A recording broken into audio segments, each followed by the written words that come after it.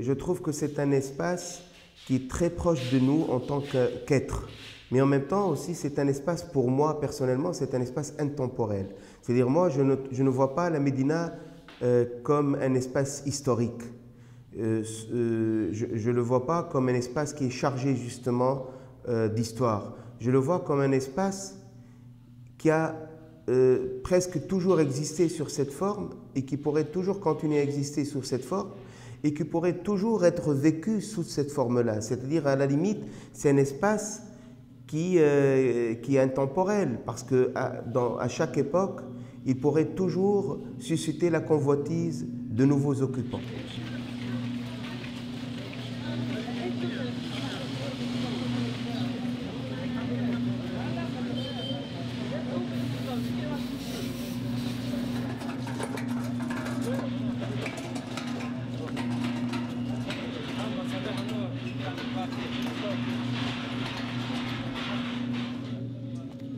La Médina, ce n'est pas un espace pour le folklore, ce n'est pas un espace pour, à la limite, jouer un petit peu le rôle de quelqu'un qui va faire un voyage dans le temps. Non, c'est un espace qui nous permet de vivre hier, aujourd'hui et demain.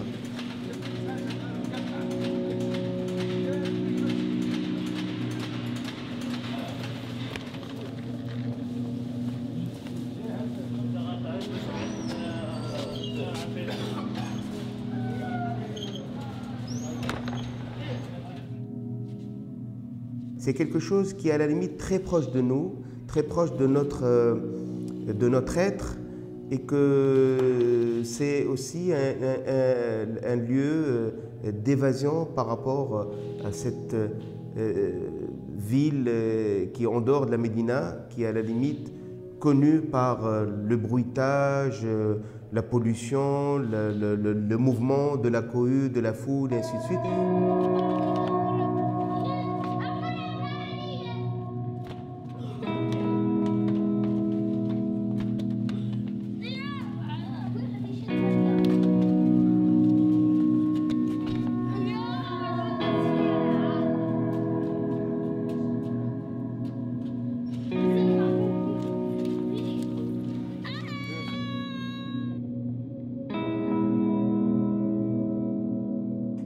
Pour moi, la Médina, si je dois la définir, c'est comme un énorme jardin, un grand jardin dans la ville. Voilà. C'est un jardin d'architecture.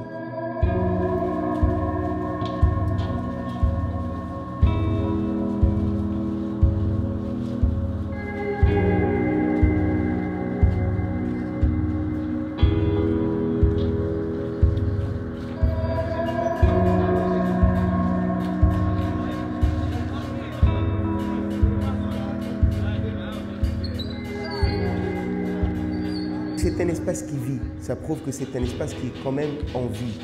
Et moi, je préfère un espace qui vit mieux qu'un espace qui est à la limite mortuaire.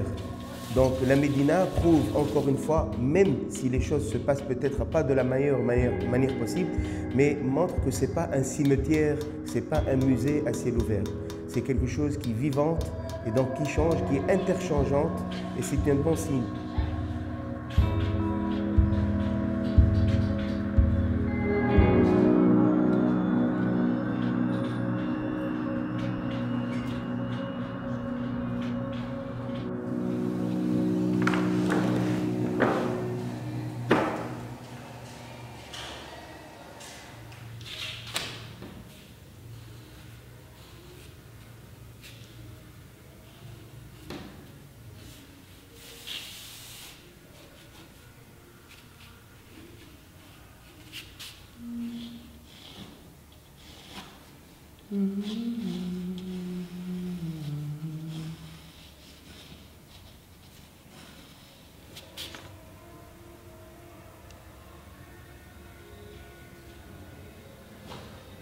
Moi, ce qui m'intéresse, c'est la rencontre avec les gens généralement qui habitent dans les rues que je dessine.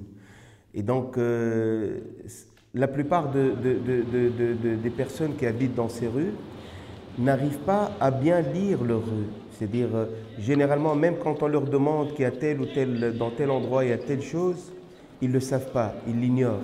Et donc le fait de voir ça sur le dessin, ça les interpelle. Et donc ils vont revoir leur rue avec un œil nouveau. Et donc ils vont découvrir des détails qu'ils ignorent alors qu'ils passent pratiquement presque tous les jours devant ces détails, mais ils ne les voient pas.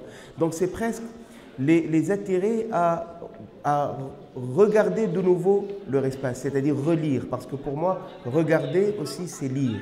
C'est une lecture. C'est-à-dire le regard, ce n'est pas quelque chose qui va scanner une surface. Non, c'est quelque chose qui va lire une surface. Et quand on lit quelque chose, après, bien sûr, nous avons une manière d'analyser cette lecture. Parce qu'une lecture va susciter une analyse et par la suite aussi peut-être une réaction par rapport à cette analyse. Et de cette réaction, il peut découler une sorte de création. C'est-à-dire que la lecture, c'est un acte à la limite analytique et créatif à la fois.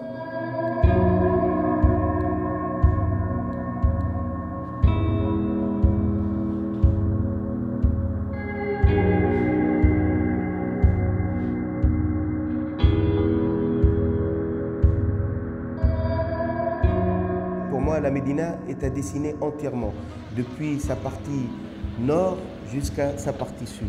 C'est un vrai balayage que je dois faire, parce que tout est à dessiner dans la Médina. Dans chaque coin et recoin de rue et ruelle, place et placette et venelle, il y a des choses à dessiner. Et même quand je dis dessiner, c'est-à-dire avoir une trace sur le papier, c'est avoir un regard, parce que la Médina, c'est un ensemble de moments. Et quand je dis, je passe presque tout mon temps à dessiner dans la Médina, c'est-à-dire me balader dans la Médina. Même si je ne dessine pas, je regarde. C'est comme un vrai théâtre en plein air.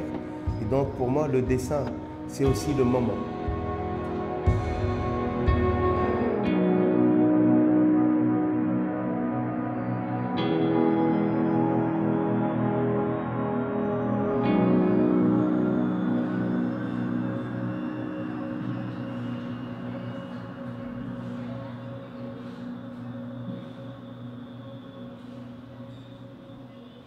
Pour moi, de toute façon, même si c'est un silence, parce qu'il n'y a pas justement l'être humain, mais c'est un silence qui est actif.